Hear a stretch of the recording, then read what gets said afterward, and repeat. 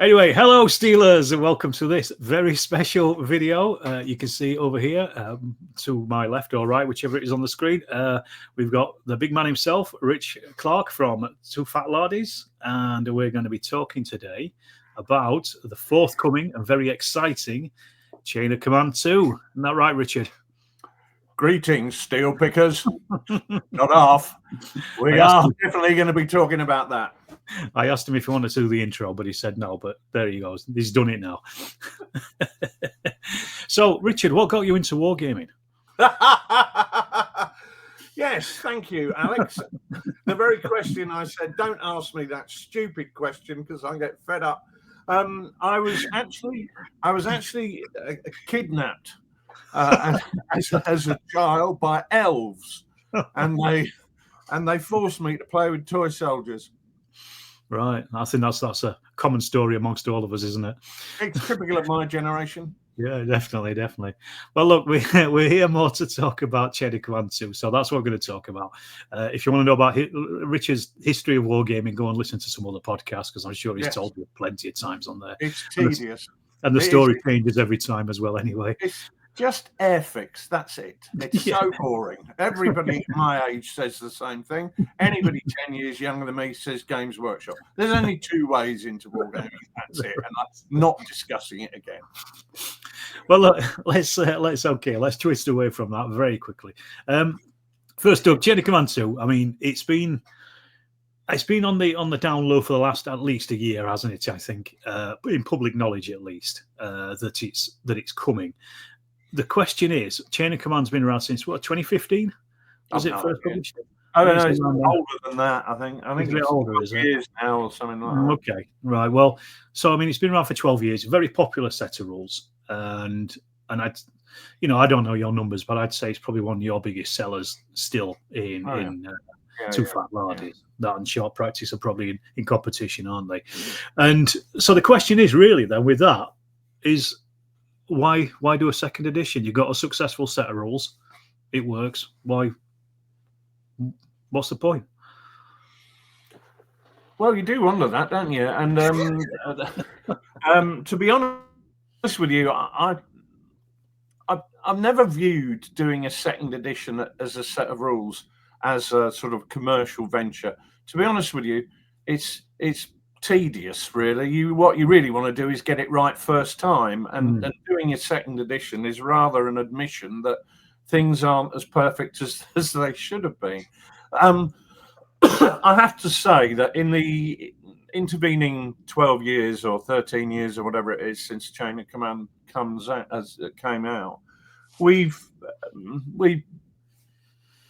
developed the way that we operate as a company. I think we're a lot more professional now than we were. You don't go to college and study a course in war games design and publishing that tells you how to do it. Although some people probably do. But I didn't. So it's one of those things that you learn on the job. And to be honest with you, Two Fat Lardies has been going for 20 odd years. We're never really sure how long it is because we never took a note because it didn't really seem very important. But initially that was just as a hobby business. So I guess when Chain of Command came out, I'd been doing it as a full-time business for less than 5 years, and whereas now I've been doing it as a full-time business for over 15 years. You like to think you get better at doing something as time progresses, although I guess ultimately in a few more years things will start getting worse when I lose my marbles, but there we are. But it's so there were issues in terms of presentation of Chain of Command that I wasn't particularly happy with. To be quite frank, a lot of that was down to the fact that when we brought out Chain of Command, some of the ideas in there were quite revolutionary. And consequently, there's quite a bit of text in the rules which is explaining what we're doing and why we're doing it. So they can be a bit verbose, and that doesn't make necessarily for easy reading. And I think things like the concept of friction was almost something you got burnt at the stake for in some circles when we brought the rules out. Whereas now the hobby's shifted a lot closer to our position. You know, it's unusual to see a set of rules which is pure I go, you go, and move all your troops at once. So I think a lot of the way we had to explain some of those concepts is not as important. So we can make the rules more streamlined, we can make them clearer. I think there's an issue in there that, you know, I design rules for my job, it's my career, and consequently I like writing rules, and there's some sectors in there you think, why did I create that overly detailed section for a really small part of the rules? And you think, actually, it's not worth the energy of going through that process for that one particular rule, like tanks potentially reversing over you or something. So you streamline it and make it a lot more simple, because it happens so rarely, it's not even really part of the game. So I did feel that there was room in there to improve on what we had. One of the big things that brought this home was the fact that when we were working on, Nick and I went over to Arnhem, and we spent a lot of time working on what will be the Arnhem handbook. And that really, having done the battlefields and walked the battlefields and read the accounts, we were really forced to reevaluate the way we looked at rating troops, because you look at the paras and everybody's, oh, British paras, they're elite. Well, were they? I mean, they died in a ditch in the most heroic manner. You can't fault them in terms of their bravery and in terms of their stickability and their willingness to put up with circumstances that very few other troops on the planet would have put up with. But were they elite in terms of, were they really well led? Were they dynamic in every situation? Well, the answer to that is no, they weren't. And that's quite understandable when you look at the fact that a lot of those guys actually hadn't really been in action that much, because the thing with a paratroop force is you train them up to an extraordinarily high level of fitness and supposed preparedness, but then they're held in a reserve role while you try and find a job for them to do. And that meant that they weren't necessarily the most experienced troops on the planet. John Frost was more experienced because of his previous experiences in Sicily and also raiding into France. But some of the more junior commanders, just literally, this was their first action. So there were aspects of it that we then introduced into the 1940 handbook, things like the red dice, things like the variable force morale tracker. And then when we produced the Far East handbook, we had to put all of the bits, the fresh bits that we'd put in the 1940 handbook, and then all of the extra bits for the Far East. And when we were looking at the Pacific, I thought, I'm going to have to put everything that's in there from 1940 and everything that's in there from Far East, and then all the new stuff for the Pacific, which is going to be tunnels and caves, it's going to be amphibious landings. And you think this book's going to be 1,000 pages long. So we had been working on Chain of Command 2 in the background since before lockdown, actually. And I thought, well, I've got this pretty much to where I want it to be. Let's get a core development playtest group set up, and then let's get some Petri dish groups set up, by which I mean groups who are given the rules and they go away in isolation and they play the game. So they're not on they're not communicating on Facebook with other people who are doing the same thing. So we're seeing that individual Petri dish have its own experience, have its own issues, come up with its own questions and queries. So we had sort of two, not tiers because it's not hierarchical, but two separate groups. And we invited you to join the core development group. And to be honest with you, one of the things that I was really looking for there was people that who I knew well enough to know that they would be honest with me and tell me if something was shite, tell me just how shite it was, because you really want people in that situation who are prepared to speak truth unto power, as they say. Because I have had many situations in the past where we've gone out, we've giving the playtest rules out to people, and you say, right, what do you think? They go, love it. Then you go, right, every inch of it. You love every aspect of that set of rules completely, and they're being kind. Of course, they're being kind. I think Clarke spent all this time working on this absolute rubbish, but I'm not going to tell him it's rubbish because it would hurt his feelings, and he's a sensitive soul. And so I wanted people who were thick enough to not worry about my sensitivities, people who were abrasive enough to tell me the truth. So there's a fair old seasoning in there of. Yeah, I'm not sure if I'm taking that as a compliment or an insult, but. But no, seriously, I wanted people who would tell me the truth, and yeah. And we've got a I don't know how many people in that core group, between 12 and 20, and the good thing is that they do tell me if they don't like things, and so that's been really important. But we got to the point about a year ago where we thought, right, now is the time to really do this. And what's been interesting is what I thought was, I'm really happy with where the rules are. It's actually been a period of very intense play testing for all of us, but it's seen some evolution and development in the rules more than I originally thought. I mean, the first playtest set of rules that I issued to the group didn't, by any stretch of the imagination, have everything in it, because I didn't want to overload people with changes. But it's been good.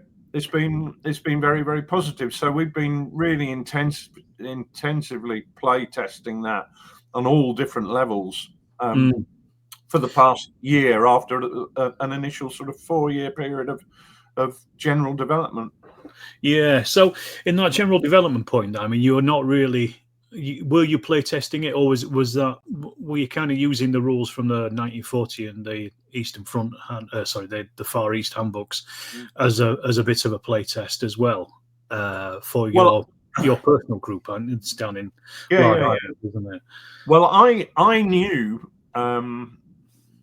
before we published the 1940 handbook that there was going to be a second edition coming. Right. So it goes all the way back then. That's a long time, isn't it? It is a long time, yeah. And the ideas that were in that were very much a precursor for what was going to be in the second edition. So I worked very hard to make sure that when we produced the 1940 handbook and the Far East handbook, that the stuff that's in there is version 2 compliant. It's not. We're not going to have to reproduce those handbooks, because what's happened with the main rules is we tended to look at adding some enhancements in rather than making huge sweeping structural changes, because ultimately one of the big issues is, and when I set up the design brief for it, the first thing was, don't spoil what you've got, because it's a game that's very popular. So you don't want to destroy something by trying to make it better. What you want to do is look at how you can do things that will enhance that. So it throughout the whole of playtesting for Blitzkrieg and the whole of the playtesting for the Far East and the Pacific, which we've done a huge amount of playtesting for already. It was very much in mind that this is going to be the second edition. Well, I mean, we'll talk a little bit more about some of the specific changes later on, I think. But so, I think that's one of the things, isn't it? Because it is such a popular set of rules and it's so widely known, that you're probably up against that idea. First of all, people are going to say, well, why should I buy a second edition? Is it going to be so changed? Is it going to be, and you probably get a bit of negative feedback from that point of view. It's like, well, it works already, why change it, kind of thing. And as you said, I think, from the play test that we've done, it's the core rules are still the core rules. It's still chain of command, but it's chain of command with some extras, and it just feels a lot more dynamic, from a gamer's point of view. And I think as well, I think, from a gamer's point of view, a consumer's point of view, it can be a bit frustrating when you get what is, almost essentially an extra edition, but it's in supplements. So it's nice to have it all put together into that one place, like you say. It means that the players don't have to go and get a supplement that may not be particularly interested in. Totally. To get those extra rules, and I think that's a massive positive in doing what you're doing, really. Well, picking up on your point, one of the guys playtesting it, Jeff in Wales, said it's I can't remember what he said. He said it's chain of command, but on steroids. I think he said steroids. That's right. He said on steroids, and I thought, well, that's good because that's what I wanted. Because one of the things that I was striving to achieve was to make the game more interactive and to introduce a few more decision-making choices. That meant that even though it's your phase of play, I've still got decisions to make during that time. And that was really the concept there, was saying, in a first-person shooter video game, it's not your turn and then somebody else's turn. You're playing all the time, and I wanted to have that feeling that you are involved the whole time and you can make decisions even during the opponent's phase. So that was a core part of the design brief. So the fact that it's like that on steroids that's exactly what I was looking for. Yeah, and I think as well, again, from the playtesting that we've been doing, so a lot of it has also been smoothed out a little bit as well. I mean, there's for an example here is, I think you've dropped the ranking senior leader, haven't you? So there are now only 2 leaders in there, because you've got junior leader and senior leader, but you've also got a couple of options in there with the inferior senior leader and the superior junior leader, but they the ranking leader, I think, is more appropriate for pint-sized campaigns to bring in for that, and also for the big chain of command games. And we are going to be redoing At the Sharp End and Big Chain of Command in one big bundle. Right. And that's where the ranking senior leader will come in, because that's where they're more appropriate. To be honest with you, the idea of a platoon level game where you've got a major or a colonel running around is slightly silly.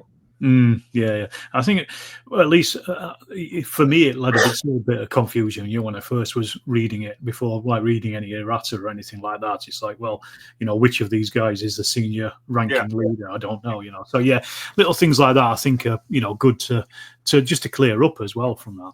So you said it's taken what? You said it's before lockdown is when you started the actual play tests, but it's been in gestation since the 1940s handbook. I can't remember when the 1940 handbook came out.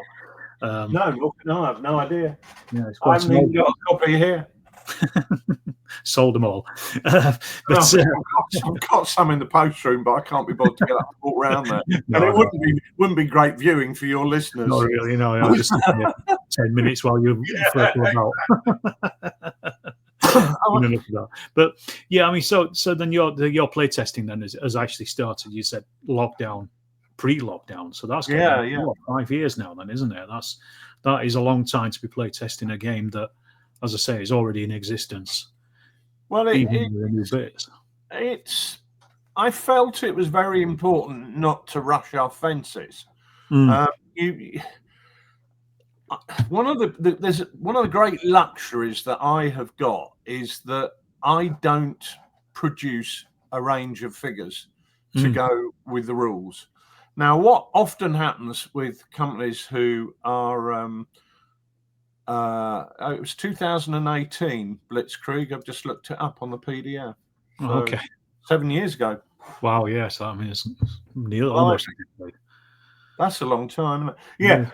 One of the luxuries I have is I always kind of get the impression that this can sometimes be to the detriment of some rule sets. Is if you're producing a range of figures and you want a set of rules to go with it, you know how long it takes to get a range of figures produced. It's a predictable period of time. One sculptor can sculpt this many figures in a day. Therefore, how long will it take 10 sculptors to paint to do this. And then how long it's a mechanical process then to take that forward and get those into production. However long it takes, be it 6 weeks or 6 months, it's predictable. Yeah. What isn't predictable is how long it takes to develop a set of rules. And what often will happen, I'm convinced, is that the company producing both will say, look, we've got all the figures, they're here, we've spent the money, and they need to get their return on the capital that they've invested in that. So they'll go, right, where are the rules at? Well, they're about 90% done. All right, get them out. That's good enough. Because I always feel that must be, be a temptation to do. And I always thank God that I don't have that pressure. I haven't committed to a range of figures. And that means I can take as long as I blooming well want to get the rules right. And that's a huge benefit for me. So it was just a case of, in those at the outset, it was looking at the reevaluation of how troops were classified, and then once you start and you think, right, well, we could do that, but we can also improve on some of the language, the way it's written. We can make this tighter. We can make it more easy to understand. We can make it simpler for somebody just coming in and picking up the rule set to just pick it up and play, hopefully. And so that was sort of the objective at that stage. But you then think, well, hold on a minute. If I'm doing this, why don't I think about what else we could do? Now, I was talking to a very popular and successful game designer. I won't mention his name, but he's loved by many housewives. One could say a favorite of them.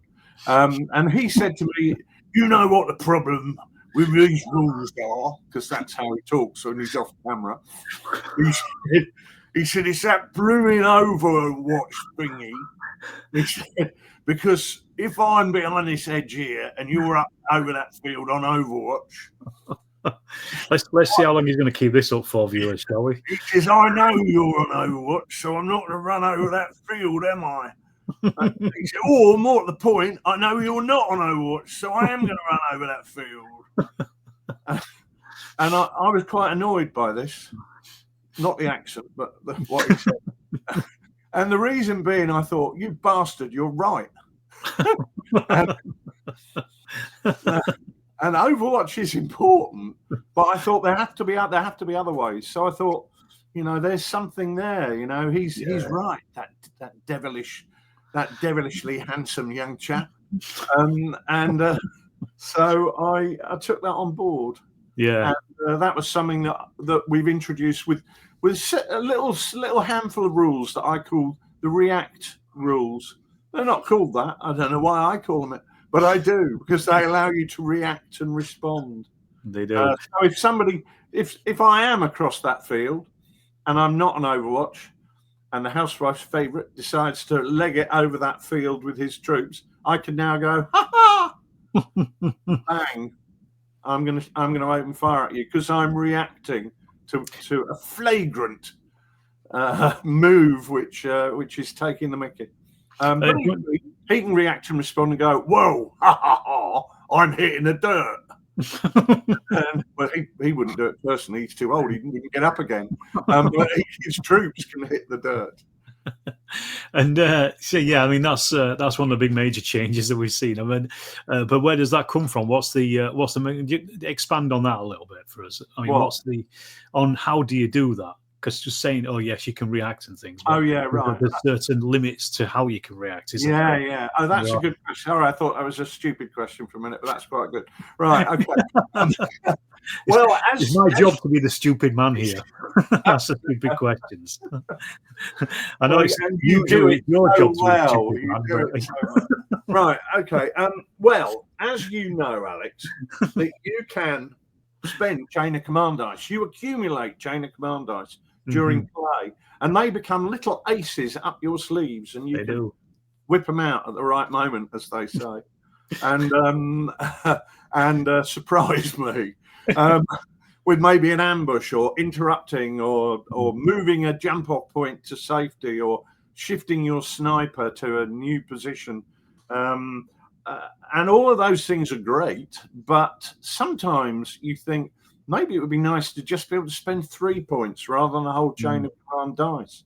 So we've introduced a little raft, only about 4, maybe 5 little minor bonuses. So it's like the difference between a pint and a half a pint. Both sensible measures, and both are useful in the right situation. So if I wanted to go on Overwatch, I can go on Overwatch, and I remain on Overwatch, for as long as I want. And it's a powerful tool. And just me being on Overwatch can actually bully you into not doing some of the things that you want to do. But equally, I could just spend 3 points, 3 chain of command points, and go, I'm opening fire, because you are moving in my arc of fire. So it doesn't allow me to fire back at you. If I were on Overwatch and you shot at me, I could shoot back. This doesn't. This is there so that I can interdict if you are moving in my arc of fire. Equally, you can respond by hitting the dirt. Yeah. So you're playing off chain of command points against one another, aren't you? And you are. And what's interesting is we see some people who like to play the short game, where they get the 3 points and they spend them straight away with little bonuses, little benefits. So you might run across that field and then hit the dirt by spending 3 points. Yeah. And then you get people who play the long game who are looking for the bigger benefits. But it's a trade-off. And it also creates an extra level of decision making. The rules are very, very simple. They're not difficult. It doesn't take very much learning, but it's another decision to make. I can do this. And again, it's about that interaction, isn't it? Yeah, I mean that's what I always like about Chain of Command is those decisions. It's a thinking game, like you say, rather than being a complex game. And I think that's the complexity is in the decision making. What do you do at that particular moment? And I think those little spends really help, because I said it in the group the other day, and you browbeat me for crying about it. But I said, sometimes it does take a long time to build up a Chain of Command dice, and although they're great when you use them, sometimes you're waiting for them for a long time. So it's nice to have that little option of just going, okay, I can spend this now. And I think it's a great addition to it. And it doesn't change the rules in any way, apart from, as you say, make it more dynamic and make the player on the other side of the table think about what's happening on the table whilst it's not their turn. And that's an important thing as well, isn't it? I think that's absolutely right. It just adds to the game's decision making. And those are command choices. They're not rules issues. They're real command choices. And that, I think, is what Chain of Command is really all about. It's definitely about those command decisions, those command choices. And I was having a word with a good friend of mine about this, and I was saying to him that we can't replicate exactly the decisions that a platoon leader would make on the battlefield, because some are not there. But what we can do is create decision-making points that approximate towards it, to try and make it feel like I'm actually in command here. I'm actually making important decisions that will determine how my men perform, and men being figures, and of course could be ladies these days, or other things. Indeed. And so, I mean, again, so there from that point of view, where you kind of touched on it a little bit there, but where does history come into it then, from a development point of view? And in particular, I mean, Chain of Command it's based on historical research. I mean, you took years to research the Far East Handbook and the Pacific book as well, the forthcoming Pacific book, and Nick has been working on Arnhem for years as well, and that's only really one small battle, but it is one battle, and the amount of research that's gone into it. So I mean, how much does history influence the rules making it in the first place? Because in scenarios, that's obvious, whereas when you're actually making a rule, where does the history come into it from there? I think history informs game design, and you can take that back to fundamentals such as what is the range of a weapon, or or what is the rate of fire of a weapon, or what is the ballistic impact of a round, or what is the effect of slope on armor. All of that is history, but that's kind of sort of technical history, which it's important to take that into account if you want your rules to be plausible. So if my Tiger tank is firing at your T-26, I should have a pretty damn good chance of blowing it up first time. Otherwise, the rules are implausible. Now, ballistics provides the information upon which I can base those rules, and that's exactly what I've done. I've looked at documents from various testing centres that were used during the Second World War and immediately afterwards to make comparisons between different types of rounds and different slopes of armour and so on and so forth. But more fundamental than that, I think, is something I've been doing a lot. Actually, I've just been down to Australia for CanCon, and that meant I had a lot of time on the flight twiddling my thumbs and a lot of time sitting around getting over jet lag, because I really suffered with that, and so I had to get there about a week earlier. Otherwise, I would have been hanging in rags when I went to Australia's major gaming convention. And so what I spent my time doing was reading Soviet first-hand accounts, because the Soviets is something that I felt were underrepresented in the first edition.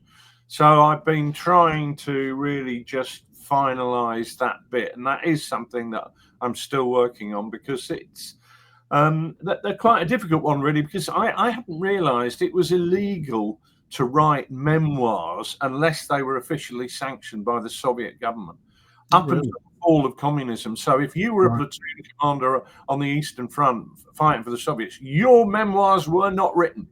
Wow. Or if they were, you wrote them in 1992 after the fall of communism. Now, I don't know with the current regime in Russia whether they would be able to write them today, but it's probably irrelevant because they'll be dead.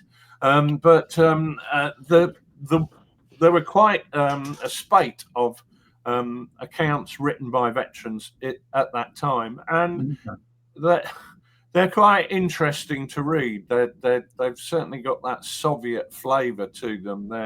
They're fairly direct and not very expansive on detail. But it is important to read over style.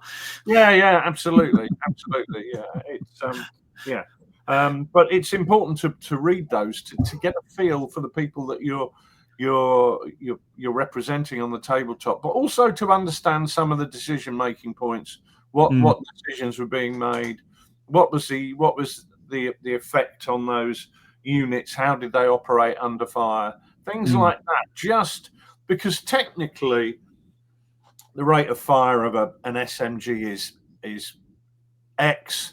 The rate of fire of a bolt-action rifle is 1/4 X, however you want to do it. All those things in terms of writing the rules for shooting, it's fairly straightforward. But writing the rules for moving, one of the things that you find, and a lot of people say, oh, you've got random movement. It's not random movement. It's variable. It's predictable.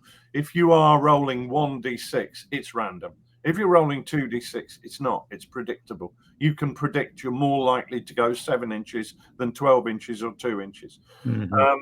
But what is... I think there's a video about that somewhere on YouTube.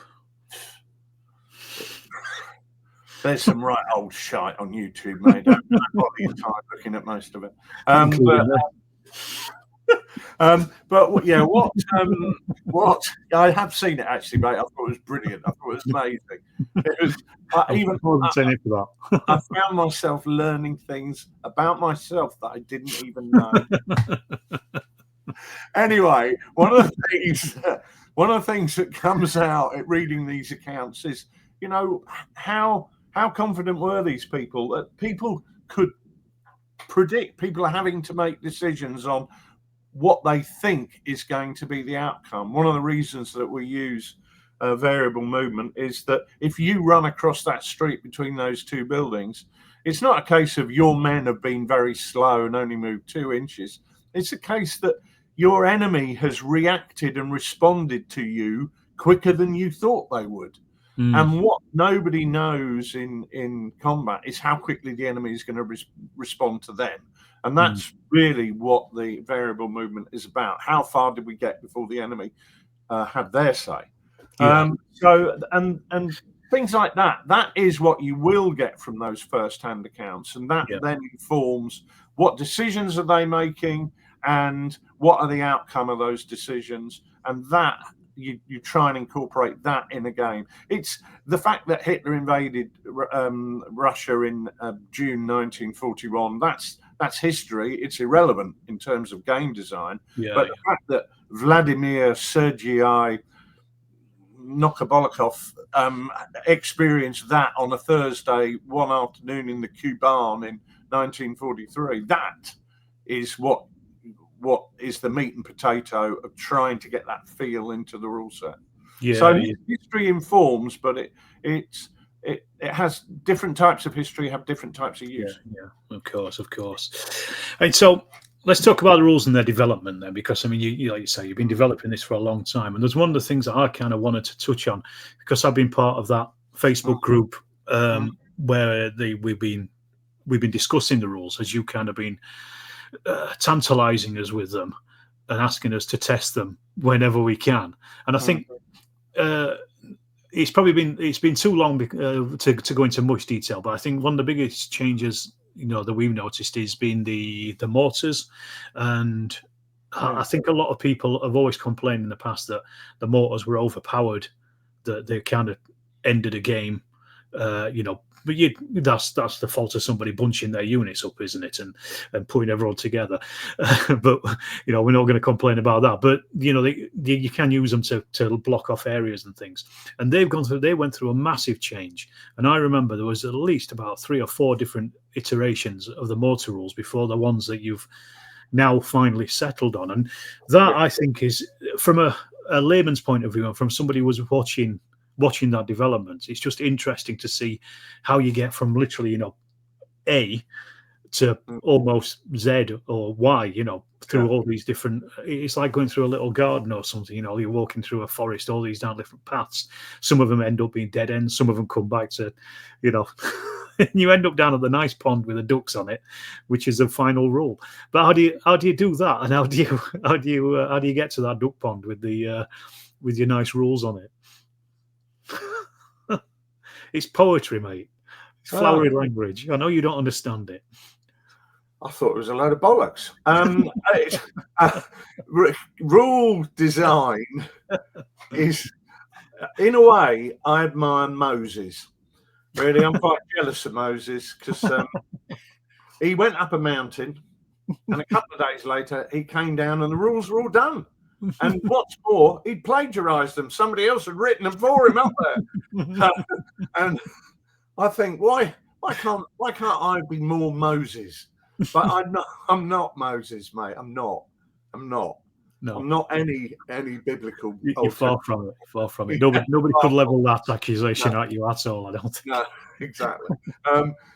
What I find is game design is all about kissing frogs, mate. It's about kissing frogs in your little dingly dell in the woods. So what you do is you skip through the forest, and every time you see a frog, you kiss it and hope it will turn into a prince who will lead you to that pond with chain of command on it. And some frogs you kiss are frogs. Yeah. And only very occasionally does it turn out to be a prince. Yeah. But frogs, these are not real frogs, mate. These are metaphors. and a frog is a metaphor for an idea. And kissing it is a metaphor for trying it on a war games table. And that might not be very poetic for you Rochdale Poets Society. But it's you just have to get the ideas and put them on the table and see if they work. That's all you can do. We had a thing with mortars. It was very true. There were 2 conflicting channels of information coming to me. Now, one of them is a good mate of mine in Australia, senior military officer there, and he said to me, and mortars in Chain of Command are the most effective set of mortar rules in any Wargames rules I've ever seen. And he should know he's probably mortared the hell out of half the planet. You know what the Australians are like. Warmongers. Just a normal Friday night down the RSL. So on the one hand, he's saying that, and on the other hand, people are saying my game's ruined. All my force were under mortar barrage, and they all died. And you go, we all sound like that. Well, there is an issue that they clearly were bunched up, but there was also an issue that you have to look at it and say, well, what actually are mortars doing in a game which is only lasting, really? How long is a game of Chain of Command represent on the tabletop? 10 minutes? Probably. Might be 5, might be 15. Unlikely to be half an hour. These are short, sharp actions. So you think, well, actually, the big mortar bombardment that comes on and saturates the table, that would have happened beforehand. That's the pre-game barrage. We've already got that. This is an interdiction. This is a short interruption where the mortars are being called on to provide a bit of a drumfire barrage on one particular target, or the mortars are called on to provide a blocking barrage which allows troops to maneuver alongside it, behind it, beside it, however you want to look at it. So I decided that, okay, well, I could quite happily say, well, look, these are the most effective mortar rules ever written. They're perfect. Or I could listen to people and go, okay, well, if it does dominate the game to that extent, and I have to say, I've never found it has. I've never had a game where I felt that my mortar barrage smashed the hell out of the enemy's defenses. But well, nevertheless, you have to listen. It's an important part of the process. So we looked at mortars and said, well, what are they going to be? So we've worked on that. We worked on some different ideas. Like all these things, you think, this sounds like a really great idea. I'll write this out. It'll be brilliant. And you put it on the table and you go, oh, no, that's rubbish. That's terrible. But or I might say, oh, I think that's really good. But if 3 other people on the playtest group come back and say, nah, then I have to listen. Yeah, I think there were some iterations of it where it became quite complex, didn't it? And there was quite a lot of hoops you had to jump through on that one. I particularly remember, and I think that was universally disliked. And it's again, I'm just using mortars here as an example of, as a development of a set of rules rather than anything particular. It's easy. Sometimes you have to make something more complicated before you then strip it back. So during the design process, you think, what is the outcome I want? And maybe the route to get to that outcome is slightly tortuous, because these are ideas that are being held together with gaffer tape and string while we're going through the design process. But then when you see the outcome, that's the point where you go, yeah, that's the outcome I want. I just want to find a better route to get there. Yeah. So that's why some of the ideas that we put up were just like, okay, well, how about if we add this bit in? So what you were actually doing was making it more complicated by bolting stuff on.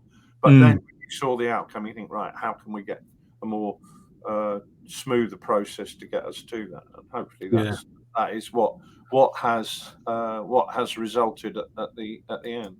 Yeah, I certainly think it has happened, because there was a lot of discussion on that, and I think that was one of, again, going back through that Facebook group and the history we've had chatting about stuff. I think that was probably one of the biggest sticking points, was just how to get them useful in a game and not too complex, really. So let's have a change and talk about some of the actual specific rules that are different there. I mean, we kind of touched on it a little bit. So the mortars, they've changed. You've got the react dice, or the chain of commands points. That's probably better ways. What else is there? I mean, there's another one that's a very famous song by a European group in Sweden. I think they're a Swedish-based soft rock group. I think there's a set of rules based around them. Is there? I don't know what you're talking about. The Final Countdown. Oh, right, The Final Countdown. Oh, I know a song about that. One of the things that we this is hard work. One of the things, don't speak in bloody riddles. Then ask questions, man. Ask. I'm trying to make it interesting for the viewers. You're from Yorkshire. There should be more Michael Parkinson about you. You're more bloody Cecil Parkinson for those old enough to get the reference.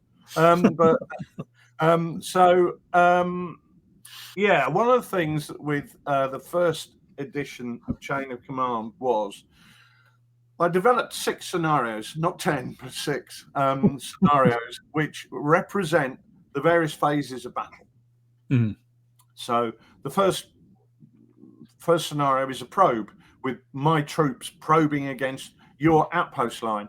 The second scenario is something else that I've forgotten. It's a patrol. It's the patrol where it's the patrol first and then the probe where I try and break through your outpost line.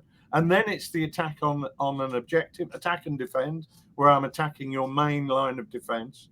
And then we get a breakthrough and we have a flanking attack, which is representing exploiting this is the breakout rather than the break in or breakthrough. And then we go on to a final attack on an objective, which is a deep objective. So it represents the various phases of battle. But one universal thing in those scenarios was the game was won by destroying your enemy's force morale. So what you could do, you could turn up and you go, oh, I'm not dealing with that objective over there. I'll just shoot him up until his force morale's gone. And you go, oh, I never thought about that. I never thought people would do that. But they do. If only to hurt me and wound me. So I thought what I really want to do is put more emphasis on objectives.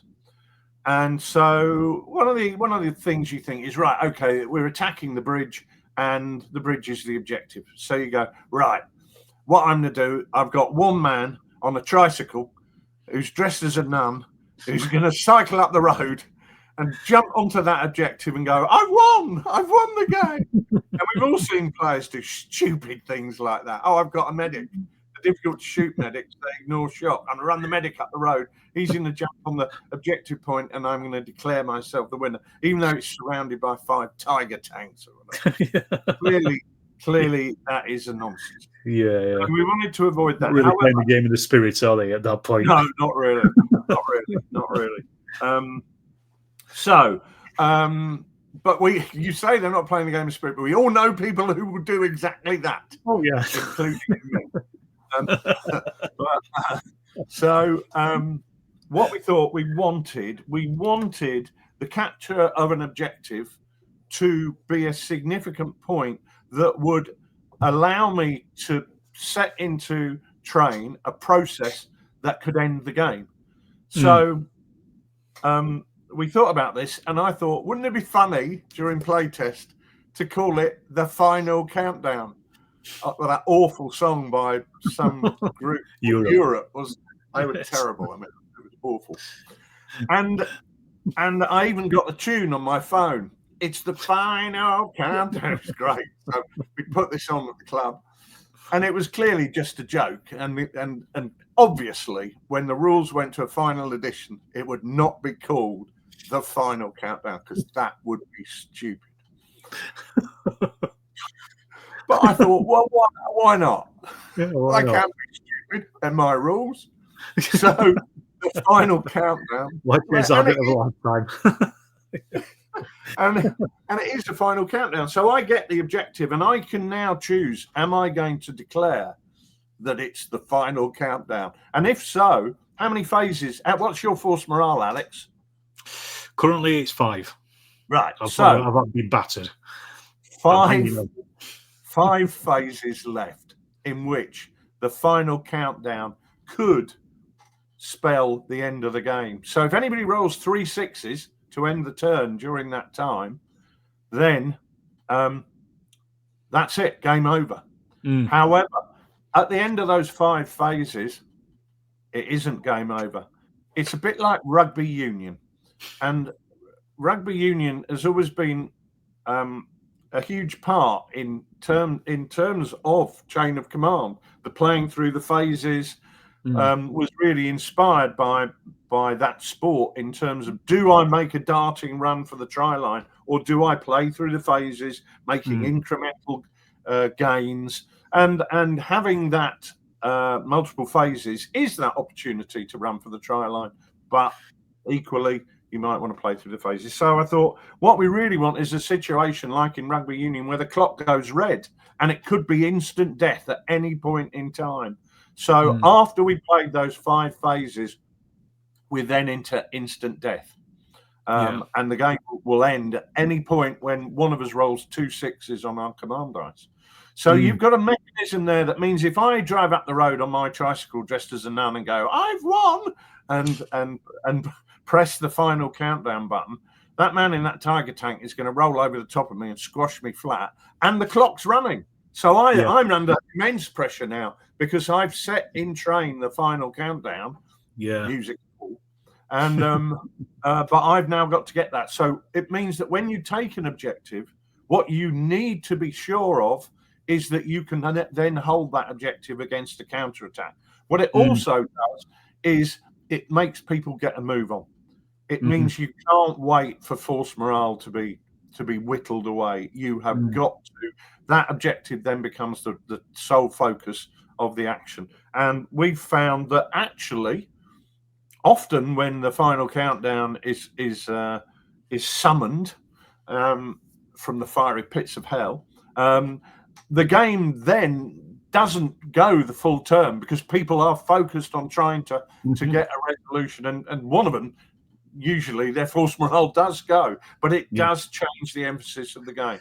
So I'm really pleased with the mechanism, and I really, really, I bought a little speaker so I can play that tune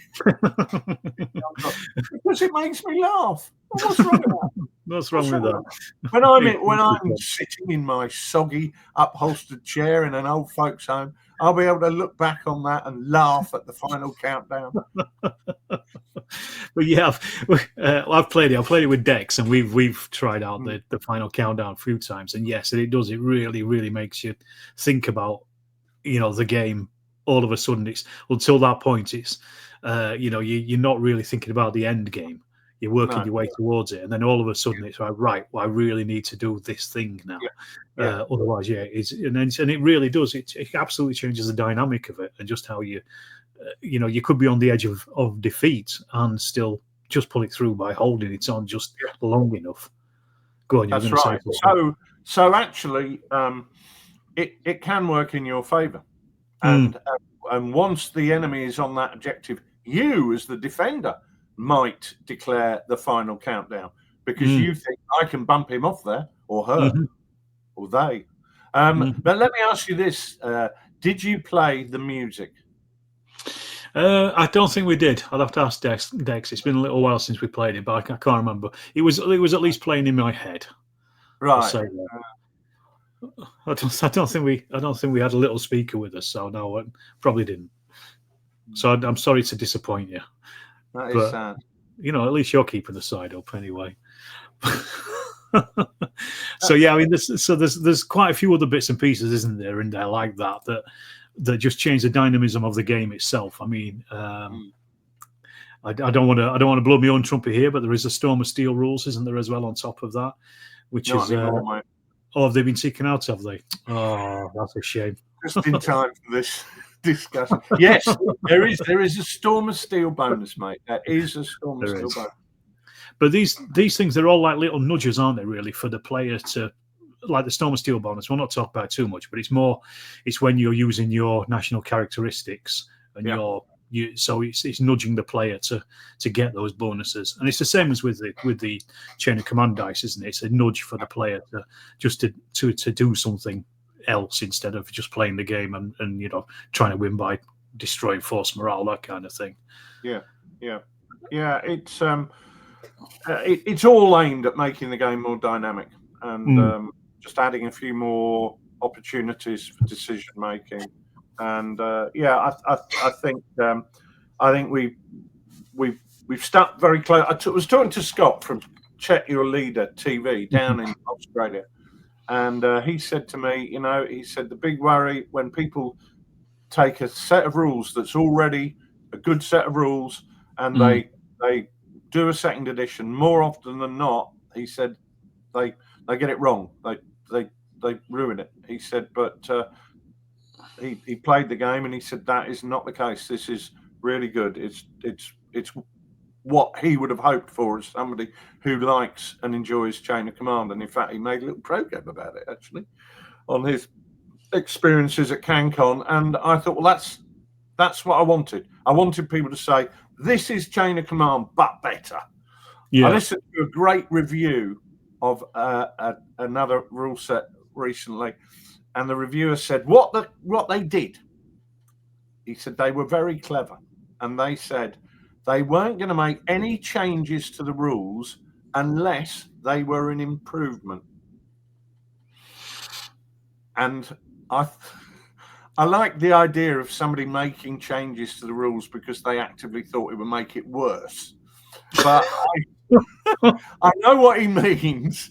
That if you're going to make a change, it has to have a real benefit, not just dialing it up from 4.5 to 4.7. It's going to take it up to 11. Yeah, absolutely. Yeah, another musical reference there. Another soft rock band. So you touched on it before. I mean, the Far East Handbook and the 1940 Handbook. They're still going to be usable, aren't they? With Command version 2. There's nothing in there that is going to clash with the new rules, is there? No, I can't think of anything. The new rules will simply be additional enhancements that you can use with those books, but there's nothing to change. I mean, there are some changes. For example, the British 2-inch mortar team now has 3 crew. A German platoon does not have a Panzerschreck, but you can buy one as a support option. But they're more likely to have Panzerfausts. Yeah. And so just a few little tweaks. The Soviets are much better represented. Right, yeah, that is a thing. I mean, there was maybe 2, maybe 3 lists in the original in volume 1, wasn't there? But there's quite a few for everybody else. The Soviets, seem to be a little underrepresented. Yeah, so, it's good to hear that.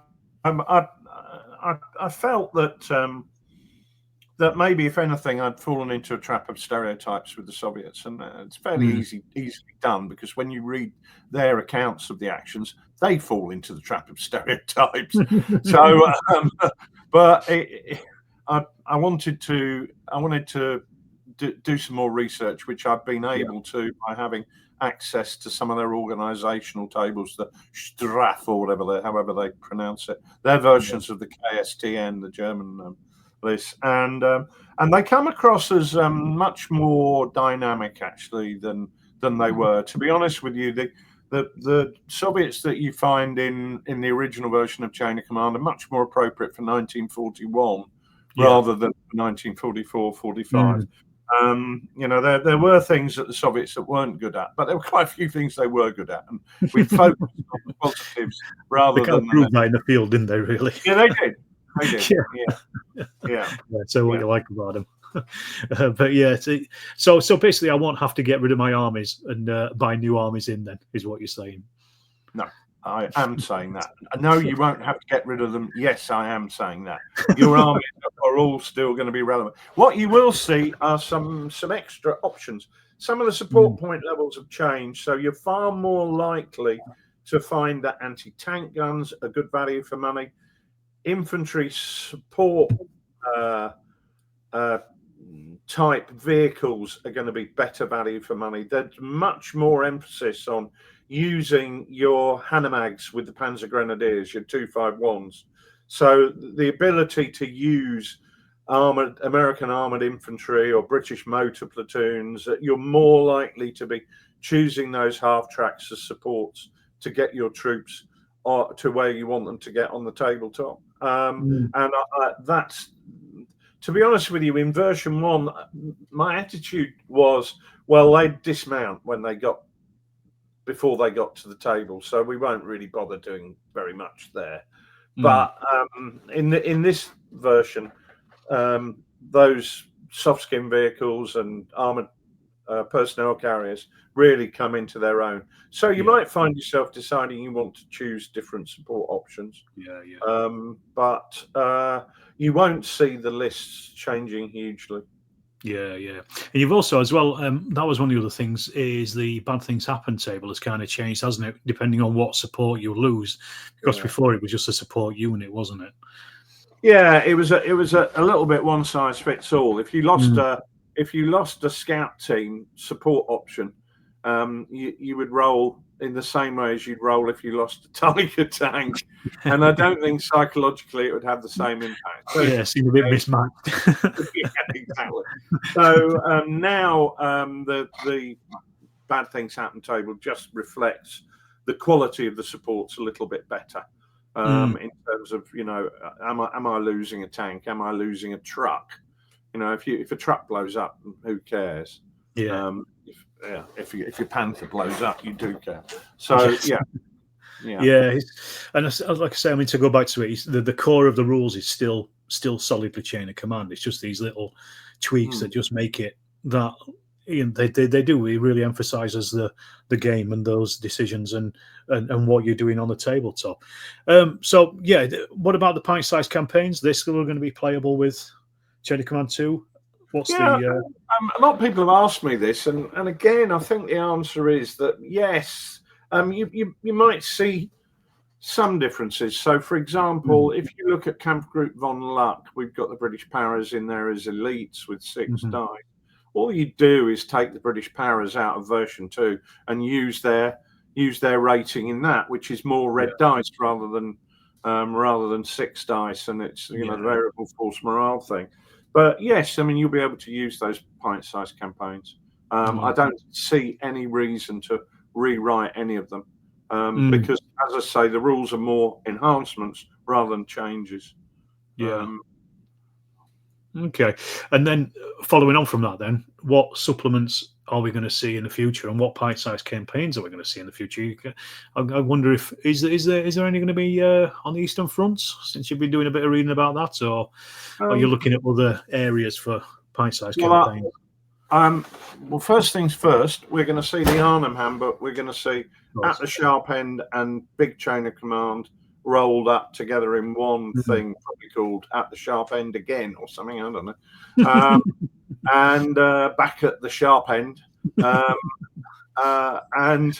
we're going to see the Pacific Handbook, which I'm going to be rolling out as soon as I can. Consequently, the pint-sized campaigns are more likely to be Pacific related to match that handbook, and Arnhem related. We've got 7 pint-sized campaigns to go with Operation Market Garden, so that's huge. I mean, that is just colossal. After that, I really want to do. I mean, it's a toss-up between, do I do North Africa and the Mediterranean, which would include Italy and Crete and Sicily, or do I do Eastern Front? And if I did the Eastern Front, I'd do the Eastern Front, which would go from June 41 up to Stalingrad. Right. I don't know. I don't know which to do next, to be honest with you. North Africa would be easier because a lot of the research has been done into the structure of Indian Army units, the structure of Australian units, the structure of New Zealand units. But on the other hand, I quite fancy a bit of blitzkrieg in the east, big table full of sunflowers. And I'd be happy to see that. Yeah, definitely. I mean, viewers, leave in your comments. Tell Richard what you want to see next, and I'll write ignore it. No, sorry, I didn't actually say that. I was thinking it. Right. So there's kind of quite a quite a bit coming through, really. Yeah. It's a big war, isn't it? There's a lot to choose from, but yeah, I mean, I guess those are the Arnhem and the Pine-Size campaign connected to those, and the Pacific have kind of all been waiting for Chain of Command 2 to come out. They have. That's been the issue with Arnhem, and we weren't able to really say that initially. But it was just clear after the Far East that this is just, these books are going to get bigger and bigger and bigger. So we need to review and revise the main rule set to incorporate all the ideas that we've been doing, which is why we've now had a year playtesting it intensively. In fact, I'm just about to start a roll around the country, going to all different places, showing the version 2 to some new people, but also to get a game with some of the playtesters. So I'll be up in Rochdale soon, and we can. I don't know why you're being Rochdale, because I don't live in Rochdale, but yeah, I mean, you can certainly go there if you want. Absolutely, maybe see Jeremy or something. So I guess one last question. We've been chatting for about an hour. I think we kind of covered quite a lot here that people are probably asking questions about. Succinct, mate. Succinct, to the point. Absolutely. None of you wandering through woods and having a look at ponds. I just say straight to the point, mate. Straight. The big question is, when is it coming out? Don't say Easter. No, I never say Easter. That's fake news. I don't know. Of course, if I were a corporate entity with shareholders queuing up behind me, it would be out for salute, and we'd make $1 million. And bollocks to all the other bits. I'd just retire to fly down to Rio or something. I'm now at the point where I'm about to start layout. Yep. And I was meant to be starting layout today, but I decided I just haven't got my head in the right space. And I was meant to be starting it yesterday, and I definitely didn't have my head in the right space. So I went down the pub instead, which was good. And I thought that will help me get my head in the right space. It didn't, but I had a nice time. This is why you're not making £3 million on your Kickstarter. Yeah, it's funny old world, isn't it, really? I do wonder why I bother making all this effort to write historically plausible rules. I should just put on Kickstarter and make £3 million. But I'm not going to. But yeah, so I'm now in May. Okay. Would be my best guess. Right. Okay. So a springish time, really, then. But I guess it's always like everything with TFL stuff, isn't it? It all has to go through you, so it's whenever you can get the time to do it and to put it out. Well, I've got the time to do it, but it's a creative process, and you can't force creativity. You have to. So I'm nibbling around the edges at it. I'm actually just painting some unusual figures at the moment. I'm just painting some 28mm World War II Germans. Just to try and a bit of mood music. So I'm just getting my head around it. I've got some ideas about the layout, but they're floating around in an ethereal type of way. And then it's back to kissing frogs with these ideas. You think you put it on the paper and you go, oh, that's bloody awful. You have to rethink it. So it's a creative process.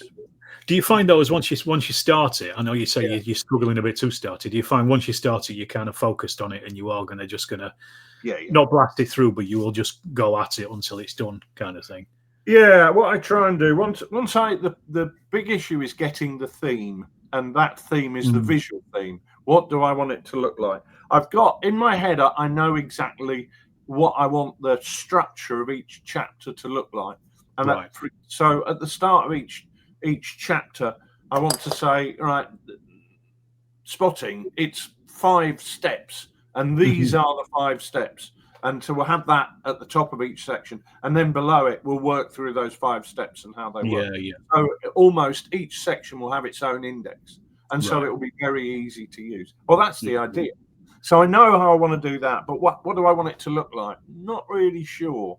I've got some ideas. So we've got Captain Jas of the Cheshires, who's going to be there. He's a little cartoon character who's going to be giving you advice and tips in the same way as he did in Mud and Blood. Okay. That's interesting to hear. Yeah, and we've had the artists put them together, so they're really nice. They're not the shit ones that I drew in Mud and Blood with an old biro. These are ones that we've had done by a proper design studio. Wow, in those circles now, you know. I'm looking forward to see that. I mean, I like the ones in Mud and Blood. I think they're good enough anyway. But yeah, I certainly think it'd be interesting to see. I mean, you've had obviously recent experience anyway, haven't you, with Midgard, with working with the external artists and things. So yeah, good. All right. Is there anything else you want to say, Rich, before we wrap up here? I think we covered quite a lot in there in that hour or so. Goodbye, really. Just goodbye, Alex. Is this forever or yeah. Au revoir? Au revoir, maybe. Au revoir. Yeah, well, no, it is au revoir because I've got to come up to the grim north to have a game with you and Dex. That's right. Yeah. And we're going to force you to play in 15 mil as well. Something to look forward to. Yeah, I like playing Chain of Command in 15 mil. It's visually correct. It's the spaces involved are right, and but we are all slaves to the 28 mil demon, aren't we? You know, some are. Yeah. All right, well, we'll wrap up there then. Well, once again, thanks for your time, Richard. That's been brilliant, and it really has. I think it's going to answer quite a lot of questions that people have got about the second version. And all we can say really is, good luck with laying it out and get it out as soon as possible. That's what I think. So I'm looking forward to it. Well, thanks for your advice, mate. I'll certainly take that on board. All right, I will see you all in the next Storm of Steel video.